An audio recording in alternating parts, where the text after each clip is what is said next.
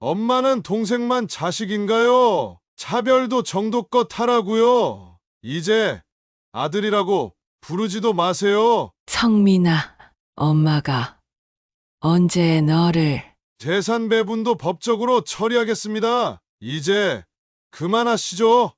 여러분, 안녕하세요. 오늘도 평안한 하루 되시기 바랍니다. 저는 평택에 사는 73살 임미진입니다. 10손가락 깨물어 안 아픈 손가락이 있을까요? 전 두 자식을 키워오면서 한 번도 차별한 적 없이 잘 키워보겠다는 일념으로 살아왔습니다. 먼저 이야기를 시작하기 전에 제 어릴 적 이야기를 먼저 들려드려야 할 것 같네요. 1950년 충남 논산의 작은 마을에서 저는 5남매 중 막내로 태어났어요. 가난했지만 정이 넘치던 우리 집 아버지는 농사를 지으셨고 어머니는 장에 나가 채소를 파시곤 했죠. 어린 시절의 가족에 대한 기억은 참 따뜻해요. 봄이면 논두렁에 피는 진달래를 따서 동네 친구들과 화전을 부쳐 먹고 여름이면 앞 개울가에서 물장구를 치며 가난했지만 행복했던 그 시절이 지금도 선명하게 떠오릅니다. 그래서 전 다른 사람들이 보기에도 지극정성으로 가족들에게 잘하기로 유명했어요. 어려워도 가족이 최고라는 생각이 있거든요. 16살 되던 해 큰언니를 따라 서울로 올라갔어요. 60년대 초반? 그때 서울은 시골 소녀에겐 너무나 낯선 곳이었죠. 작은 봉제 공장에서 일하기 시작했어요. 아침 7시부터 밤 10시까지 하루 종일 재봉틀을 돌리며 손가락이 굳어질 때까지 일했죠. 월급은 얼마 되지 않았지만 고향 부모님께 조금이라도 보태드릴 수 있어 그게 그렇게 뿌듯했어요. 그러다 23세 지금의 남편을 만났어요. 공장 근처 분식집에서 일하던 그 사람. 늘 배고파 보이는 제게 몰래 떡볶이를 더 넣어주곤 했죠. 아가씨, 많이 드세요. 열심히 일하는 사람한테는 이만큼은 공짜예요. 그렇게 시작된 우리의 인연. 1년 뒤에 결혼했어요. 없이 시작했지만 서로를 믿고 의지하면서 청택으로 내려와 작은 분식집을 열었죠. 지금도 기억나요. 처음 가게 문을 열던 날 남편이 저를 꼭 안아주며 한 말. 여보, 우리 이제 시작이야. 힘들어도 같이 이겨내자. 우리 앞으로 자식도 낳고 행복하게 살자. 결혼하고 3년째 첫 아이 성민이가 태어났어요. 그 작은 아기를 품에 안았을 때 세상을 다 가진 것 같았어요. 남편은 아들이라며 얼마나 좋아했는지 손님들한테 일일이 막걸리를 돌리고 떡집에서 백설기를 한 알음 사와서 온 동네에 돌렸죠. 성민이는 어릴 때부터 총명했어요. 걸음마도 남들보다 빨리 배우고 말도 일찍 시작했죠. 어린 나이에도 책임감이 강했어요. 그리고 2년 뒤에 은영이가 태어났어요. 성민이는 동생을 얼마나 예뻐했는지 유모차 끌고 나갈 때면 엄마, 내가 은영이 지킬게 하면서 앞장서서 걸었죠. 우리 부부는 가게 일이 힘들어도 아이들 보면 힘이 났어요. 새벽에 일어나 음식 준비하고 밤늦게까지 손님 받아도 아이들 웃는 모습만 보면 모든 게 행복했어요. 성민이가 초등학교에 들어갔을 때 담임 선생님이 절 부르시더니 이 아이는 특별해요. 꼭 좋은 대학 보내셔야 해요. 그 말씀을 듣고 남편과 저는 더 열심히 일했어요. 분식집을 한식당으로 키우고 밤늦게까지 장사하면서 성민이 학원비만큼은 아끼지 않았죠. 이때는 오히려 둘째한테 신경을 못 써준 것 같아 아직도 미안하네요. 차별을 받았다고 생각하려면 둘째가 그렇게 생각해야 했을 건데 성민이는 중학교에 들어가서도 줄곧 반에서 1등을 놓치지 않았어요. 동네에서도 소문이 났죠. 미진 씨네 아들 서울대 가겠어.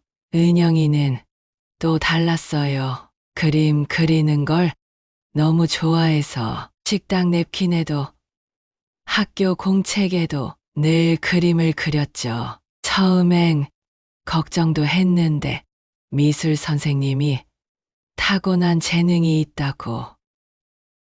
그때 시련이 찾아왔어요. 성민이가 고3이던 해 남편이 갑자기 쓰러진 거예요. 처음엔 과로인 줄 알았는데 병원에서 뇌출혈이라고 한 달을 중환자실에서 지내다 결국 남편은 그래도 다행인 건 성민이가 그의 서울대에 합격했어요. 남편이 그렇게 바라던 일이었는데 소식을 듣지 못하고 떠났지만 하늘에서는 알고 계셨겠죠? 장례를 치르고 나서 저는 더 악착같이 일했어요. 이제 제가 가장이니까 성민이 대학 등록금도 벌어야 했고 은영이도 아직 어렸으니까 남편 없이 식당을 꾸려가는 게 쉽지는 않았어요. 저 혼자 주방을 지키고 서빙도 하고 장도 보고 하루는 성민이가 엄마, 저 알바할게요. 제가 이제 큰데 좀 도와드려야죠. 그 말을 듣는데 가슴이 미어져서 아니야, 너는 공부만 해. 엄마가 어떻게든 할 테니까. 은영이도 자기 몫을 하려고 했어요. 학교 끝나면 식당에 와서 테이블 닦고 그릇도 날랐죠. 주말이면 계산대도 봐주고 그렇게 지내다가 어느 날 은행에서 연락이 왔어요. 남편이 들었던 보험금이 생각보다 많이 나온다고. 그 돈으로 자식들 학비도 되고 가게도 계속 운영할 수 있었어요. 남편이 마지막까지 가족을 위해 이렇게 준비해뒀다는 게 너무 고맙고 또 미안하고 성민이는 대학에서도 장학금을 받으며 열심히 공부했어요. 은영이는 미대 입시를 준비하면서도 틈틈이 엄마를 도와줬고 세월이 흘러 성민이가 대기업에 취직하고 은영이도 디자이너가 됐을 때 저는 이제 됐다 싶었어요. 남편에게 떳떳하게 말할 수 있을 것 같았죠. 처음에는 모든 게 좋았어요. 성민이는 회사에서 승진도 빨랐고 한 달에 한 번은 꼭 집에 내려와서 제가 좋아하는 과일을 사오곤 했죠. 엄마, 이제 제가 효도할 차례예요. 그동안 너무 고생하셨잖아요. 은영이는 서울에서 일하면서도 주말만 되면 집으로 왔어요. 반찬도 만들어주고 집안 청소도 해주고. 변화는 3년 전부터였을까요? 성민이의 방문이 뜸해지기 시작했어요. 엄마, 이번 주말엔 회사 일이 너무 많아서 죄송해요. 중요한 미팅이 있어서 다음에 꼭 찾아뵐게요. 처음엔 이해했어요. 서울에서 직장 생활이 얼마나 바쁜지 저도 알고 있으니까 하지만 한 달이 두 달이 되고 두 달이 석 달이 되면서 그리고 SNS에서 본 아들의 모습, 성민이가 해외여행 가서 찍은 사진, 친구들과 술 마시는 사진, 회사 사람들과 골프 치는 사진, 은영이가 보여줬어요. 엄마, 봐요. 형이 바빠서 못 온다더니 이렇게 놀러 다니고 있어요. 그러던 어느 날 밤이었어요. 갑자기 성민이한테서 전화가 왔죠. 엄마, 제가 좀 급한 일이 생겼어요. 성민아, 무슨 일인데? 회사에서 제가 담당한 프로젝트가 문제가 생겼어요. 아들의 떨리는 목소리를 듣자마자 제 가슴도 덜컥 내려앉았어요. 성민이가 말하길 회사 프로젝트에 개인 투자를 했다가 큰 손실을 봤다는 거예요. 10억이 넘는 돈을.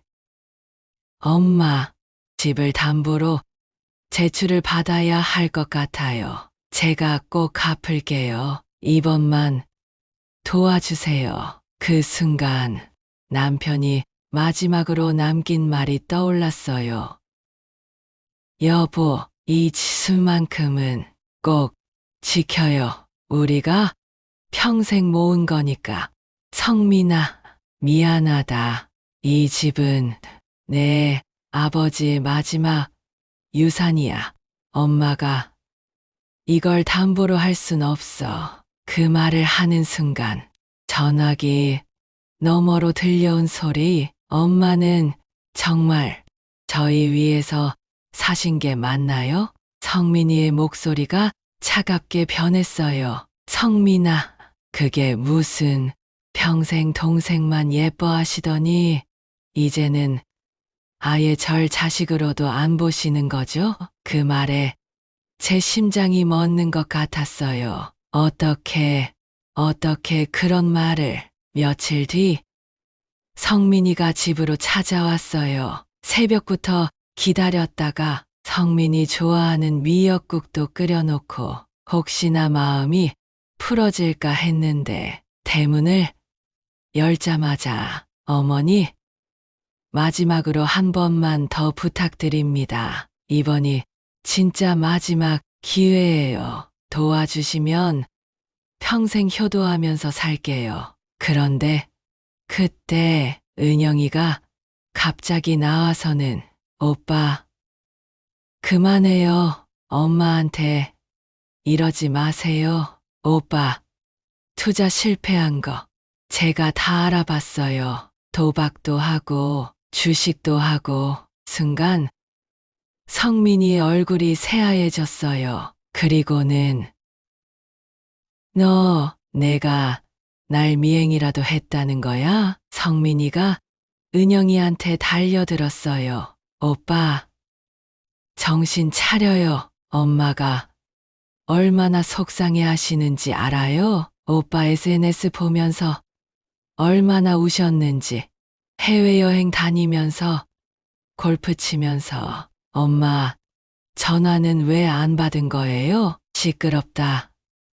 너나 잘해. 너는 맨날 엄마 옆에서 아부나 하면서 내 험담이나 하고. 그때 성민이가 은영이를 밀치려는 순간 제가 반사적으로 막아섰어요. 그런데 그만 제가 넘어지면서 모서리에 머리를. 엄마, 어머니, 정신을 차려보니 병원이었어요. 머리를 5바늘이나 꿰매야 했다더군요. 성민이는 그 자리에서 도망치듯 나가버렸고 은영이는 저를 안고 엉엉 울었어요. 엄마, 미안해요. 내가 조금만 참았어야 했는데.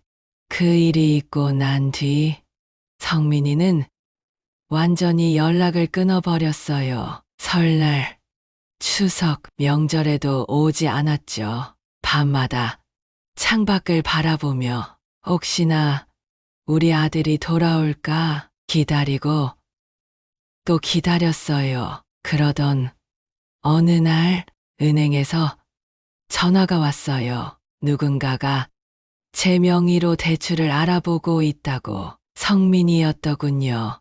알고 보니 제 도장을 위조해서 집문서를 빼내려고 했던 거였어요. 은행 직원이 수상해서 확인 전화를 한 거죠. 그리고 며칠 뒤 변호사 사무실에서 내용 증명이 왔어요. 유산 분배 청구. 제 아들이 법적으로 돌아가신 아버지의 재산을 요구한다는 그날 밤 저는 쓰러졌어요. 갑자기 가슴이 너무 아프고 숨을 쉴 수가 없었어요. 은영이가 급하게 119를 불렀는데 의사 선생님 말씀이 스트레스성 심근경색 초기라고. 병원 침대에 누워 있는데 문득 옛날 생각이 나더군요. 성민이가 5살 때였나 감기에 걸려 3일을 앓은 적이 있었어요. 그때 저는 식당 일도 제쳐두고 아들 곁에서 밤새 간호했죠. 엄마, 나 아프면 안 돼요. 엄마가 울잖아요. 그렇게 착하던 우리 아들이 이제는 제 생사도 모르고 병원에 일주일째 누워있을 때였어요. 담당 간호사가 들어오더니 어머니, 아들분이 오셨어요. 순간 가슴이 뛰었어요. 성민이가 왔구나. 하지만 들어온 건 성민이가 보낸 변호사였어요. 어머님, 성민 씨가 소송을 취하하겠답니다. 대신 어머님과는 완전히 절연하고 싶다고. 그 말이 제 가슴에 칼로 콱 꽂히더군요. 퇴원하고 나서 저는 매일 밤 악몽을 꿨어요. 어린 성민이가 저를 부르며 우는 꿈, 학창시절 공부하다 지쳐 쓰러진 성민이를 제가 안고 있는 꿈, 대학 합격하고 저를 껴안던 성민이. 그러다 얼마 전 은영이가 충격적인 소식을 전해줬어요. 엄마, 오빠가 결혼한대요. 청첩장도 안 보내고 조용히 한다는데 제 아들의 결혼식, 평생 꿈꿔왔던 그날에 이렇게 자리도 없는 어미가 될 줄은.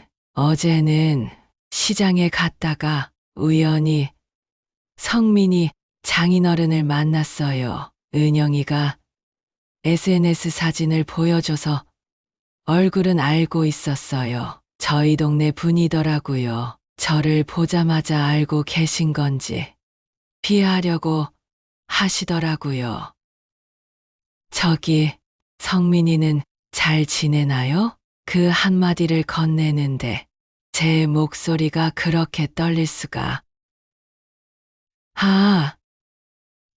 예, 잘 지냅니다. 하고 멋쩍게 돌아서는 그분 등 뒤로 성민이가 제게 했다는 말들이 들리더군요. 난 어머니가 없는 사람입니다. 라고 하던데. 참, 지난주 병원에 갔다가 우연히 성민이 모습을 봤어요. 산부인과 앞이더군요. 제가 할머니가 되나 봐요. 얼마나 가슴이 떨리던지. 성민이는 아내의 손을 잡고 행복한 표정으로 들어가는데 저는 멀리서 숨어서 지켜볼 수밖에. 여보, 우리 며느리 뱃속에 우리 손주가 있대요. 당신은 구경이라도 하셨을 텐데 전 이렇게 멀리서. 그날 밤 짐을 뒤지다가 성민이 베넷 저고리를 찾았어요. 33년 전 제가 직접 한 땀 한 땀 바느질해서 손주한테 물려주고 싶은데 이제는 그럴 수도 없네요. 은영이가 걱정돼서 그러는지 매일 전화하고 찾아오는데 전 자꾸 성민이 생각에 어제는 밤새 아기 옷을 만들었어요. 손주 볼 날은 없겠지만 그래도 할머니의 마음이라도 담아서 성민이 아내는 제가 직접 본 적은 없지만 사람들 말로는 참 착하다고 해요. 은행에서 일하는 교수라고 첫 만남부터 성민이가 반했다던데 시어머니도 없는 며느리라 얼마나 편할까. 지난주에는 성민이 집 근처 마트에서 며느리를 마주칠 뻔했어요. 서울에 올라가서 일부러 그 동네를 배가 많이 불러있더군요. 임신 7개월쯤 되나 입덧은 없는지 산모용 음식은 잘 챙겨 먹는지 제가 해줄 수 있는 게 있다면 며느리 산후조리도 해주고 싶고 아기 기저귀도 갈아주고 싶은데 다른 할머니들은 손주 자랑에 신이 나 있을 때 전 그저 멀리서 바라만 봐야 하네요. 어제는 산모용 미역을 사서 부쳤어요. 본에는 이는 적지 않고 그저 아기 엄마 건강하세요. 이렇게만 써서 엊그제 또 성민이네 동네 병원에 갔어요. 며느리가 정기 검진 받는 날이라고 해서 병원 의자에 앉아 3시간을 기다렸네요. 멀리서라도 며느리 얼굴 보고 싶어서. 그런데 갑자기 진통이 온 산모가 들어오는데 성민이 아내더라고요. 얼굴이 새파랗게 질려서 순간 정신이 없었어요. 며느리한테 달려가 손이라도 잡아주고 싶었는데 그럴 수가 없잖아요. 성민이가 퇴근하고 올 때까지 최소 1시간은 걸릴 텐데 어쩌나 걱정되고 그래서 간호사실에 가서 살짝 말씀드렸어요. 저기 방금 들어온 산모 특별히 좀 신경 써주세요. 제가 뭐라고 말해야 할지 시어머니라고 해야 하나 그냥 지나가는 사람이라고 해야 하나 결국 제가 살해하겠습니다. 이 말만 하고 주머니에 있는 현금을 다 꺼내서 손에 쥐어주고 도망치듯 나왔어요. 그날 밤 병원 근처 찜질방에서 밤을 새웠어요. 혹시나 무슨 일이라도 생길까봐. 새벽 2시쯤이었나 병원 응급실에 구급차가 들어오길래 얼마나 놀랐는지. 다행히 다른 환자였어요. 그제서야 안도의 한숨이 나오더군요. 그러다 문득 성민이가 태어나던 날이 생각났어요. 33년 전 그날도 이런 늦은 시간이었는데 갑자기 진통이 와서 남편이 자전거로 병원을 찾아 헤맸죠. 그때는 제가 산모였는데 이제는 며느리가 그 자리에. 그런데 전 이렇게 바깥에서 새벽녘에 절 발견한 간호사가 제가 준 현금을 돌려줘야 한다며 따뜻한 커피와 함께 건네주며 귀띔해 주더군요. 아기랑 산모 모두 건강하대요. 할머니가 걱정돼서 알려드려요. 그 말을 듣는 순간 눈물이 왈칵 쏟아졌어요. 감사합니다. 감사합니다. 이 말만 반복하면서 울었네요. 그날 새벽 아들 내외가 탄 차를 멀리서 지켜봤어요. 퇴원할 때까지 혹시나 하는 마음에 작은 아기를 조심스레 안고 나오는 성민이의 모습이 보이더군요. 그 뒤로 며느리를 부축해서 문득 33년 전이 떠올랐어요. 갓 태어난 성민이를 안고 병원을 나서던 그날 남편이 저를 그렇게 조심스레 부축했었는데 지하 주차장으로 들어가는 아들 가족을 보면서 전 벤치에 앉아 울었어요. 여보, 우리 아들이 아빠가 됐어요. 당신도 할아버지가 되셨고. 근데 전 이렇게. 그때 누군가 어깨를 툭 치더군요. 깜짝 놀라서 보니 병원 경비 아저씨, 할머니, 밤새 여기 계신 거 다 봤어요. 손주 보러 오셨다면서요? 근데 왜 직접 가보지 않으시고 집에 돌아와서 은영이가 기다리고 있더군요. 제가 밤새 안 들어왔다고 얼마나 걱정했는지. 엄마, 또 오빠네 병원 가셨죠? 은영아, 다 알아요. 간호사 언니한테 전화 왔었어요. 은영이가 제 손을 잡더니 엄마, 이제 그만하세요. 이렇게 숨어서 보는 게 얼마나 가슴 아프세요. 그래도 내 자식인데, 내 손주인데. 근데 오빠는요? 오빠는 엄마 마음 하나도 모르잖아요. 자기 아이 낳았다고 그렇게 좋아하면서 엄마 마음은 생각도 안 하고. 그러다 은영이가 충격적인 얘기를 하더군요.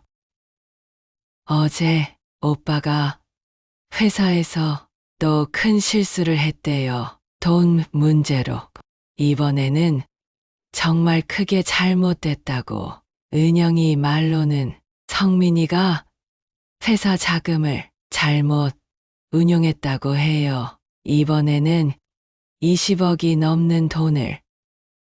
엄마, 오빠가 이번엔 정말 큰일 날 것 같아요. 형사 고발도 들어왔대요. 그 말을 듣는 순간 다리에 힘이 풀리더군요.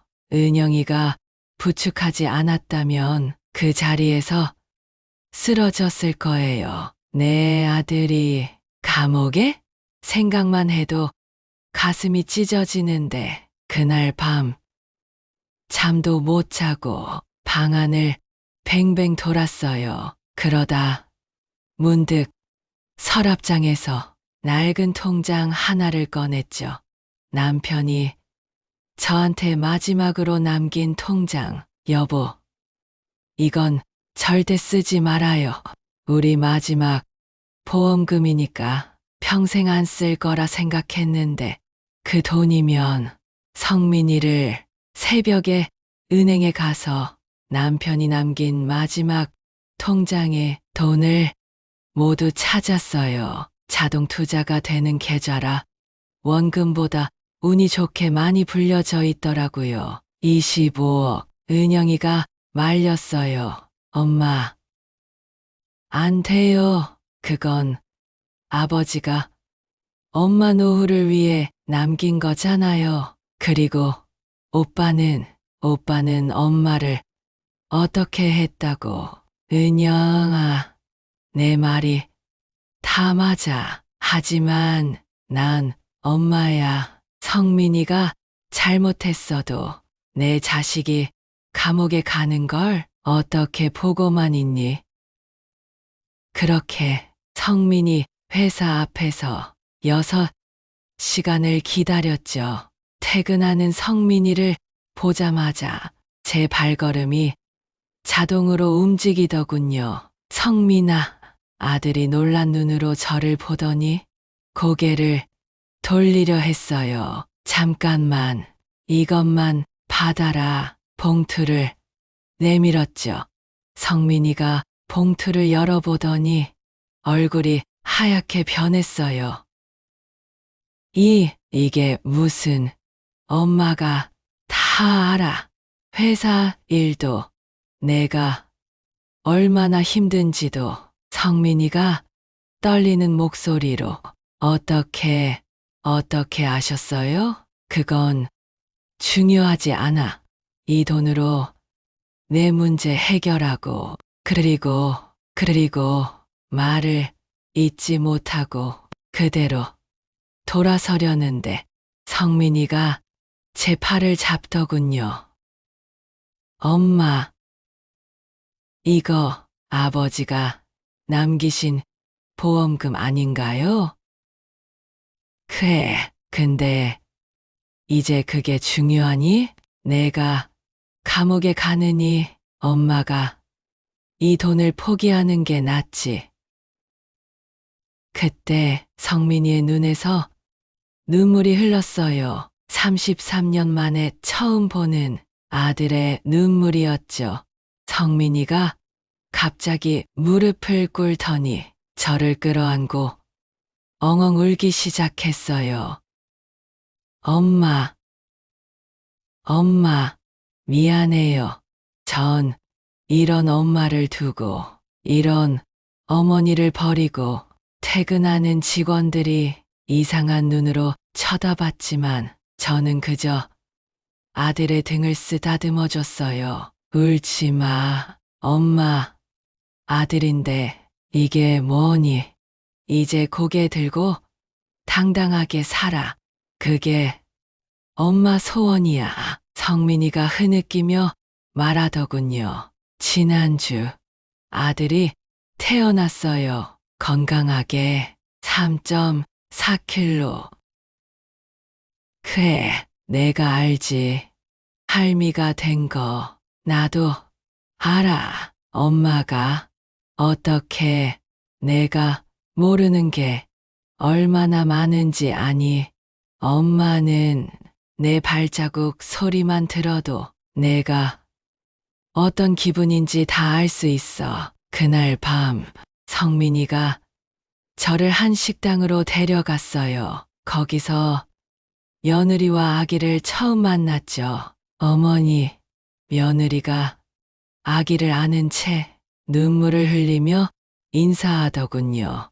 갓 태어난 우리 손주, 까무잡잡한 게 어린 성민이랑 똑같아요. 그 작은 손가락을 잡는데 온 세상을 다 가진 것만 같더군요. 며느리가 말하더군요. 어머니, 죄송해요.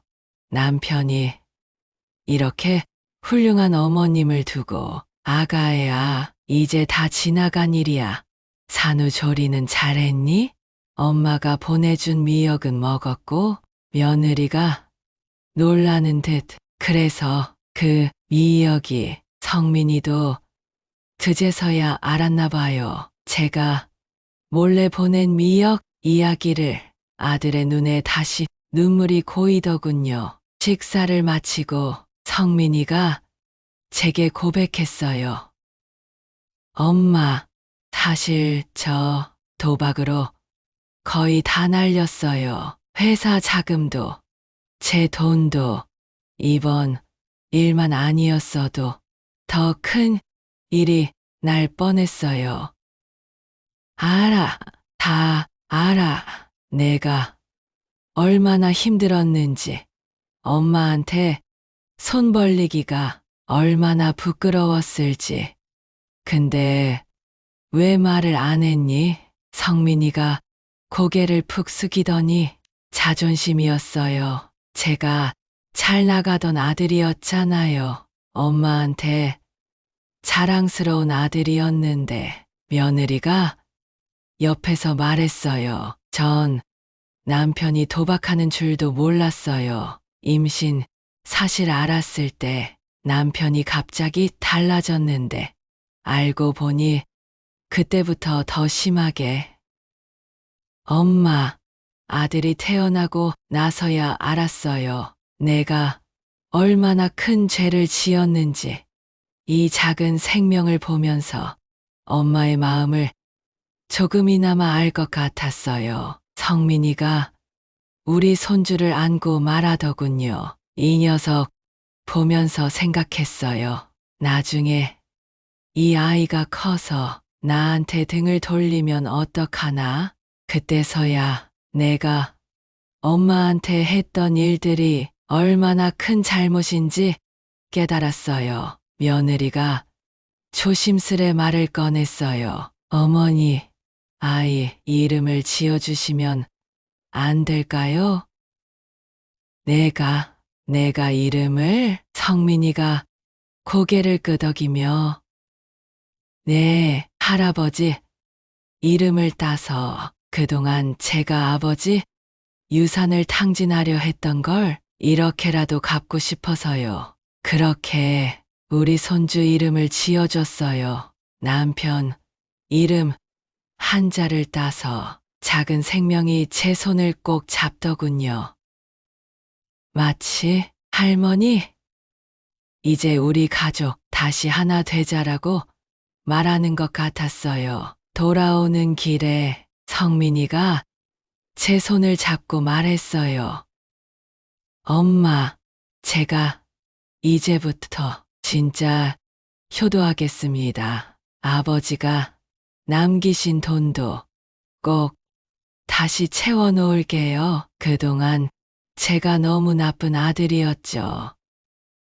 아니, 내가 왜 나쁜 아들이야. 그저 잠시 길을 잃었을 뿐이지. 이제 돌아왔으니까 그걸로 됐어. 그날 밤 오랜만에 편히 잠들 수 있었어요. 꿈에서 남편이 나오더군요. 꿈에서 남편이 우리 마당 대추나무 아래 앉아 있더군요. 여보, 잘했어. 그 돈 성민이한테 주길 잘했어요. 내가 그 돈을 남긴 건 바로 이런 날을 위해서였는데. 당신, 우리 손주도 보셨어요? 우리 아들 이름을 따서 지었어요. 남편이 환하게 웃으면서 알고 있어. 앞으로 우리 가족이 더 행복해질 걸 나도 알고 있었어. 꿈에서 깨고 나니 창밖으로 비가 내리고 있더군요. 마치 하늘도 우리 가족의 새로운 시작을 축복해주는 것 같았어요. 다음 날 아침 은영이한테 전화가 왔어요. 엄마, 오빠한테 연락 받았어요. 저한테도 사과하더라고요. 이제 우리 가족 다시 시작할 수 있겠죠? 이제 매주 일요일이면 우리 가족이 다 모여요. 성민이는 도박을 끊었고 열심히 회사 일에 매진하고 있어요. 며느리는 친정엄마처럼 저를 따르고 은영이도 이제 오빠를 이해하게 됐죠. 우리 손주는 벌써 100일이에요. 다음 주가 100일 잔치인데 제가 떡을 직접 하겠다고 고집했어요. 시장 반찬 가게 하면서 익힌 솜씨로 성민이가 그러더군요. 엄마, 이제 그만 쉬세요. 제가 할게요. 하지만 전 이런 게 행복해요. 아들 며느리 위해 떡하고 손주 업어주고 은영이랑 장 보러 다니고 요즘은 매일 밤 감사 기도를 드려요. 여보, 우리 가족이 다시 하나가 됐어요. 당신이 마지막으로 남긴 돈이 이렇게 소중하게 쓰였네요.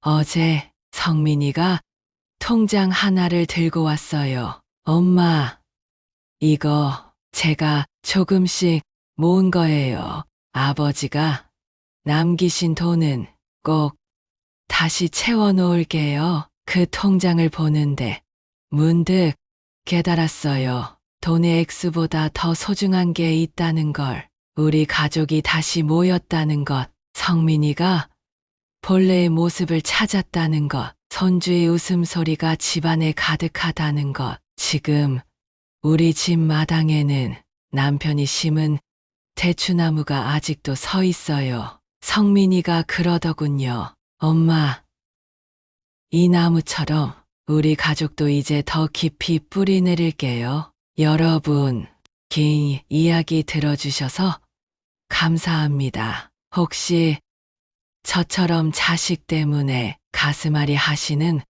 부모님이 계시다면 희망을 잃지 마세요. 사랑하는 마음만 있다면 언젠가는 통하는 날이 올 거예요. 제가 그걸 믿었기에 이렇게 행복한 결말을 맞이할 수 있었나 봅니다. 이제 전 세상에서 제일 행복한 엄마이자 할머니예요. 오늘 임미진 어머님의 사연 어떠셨나요?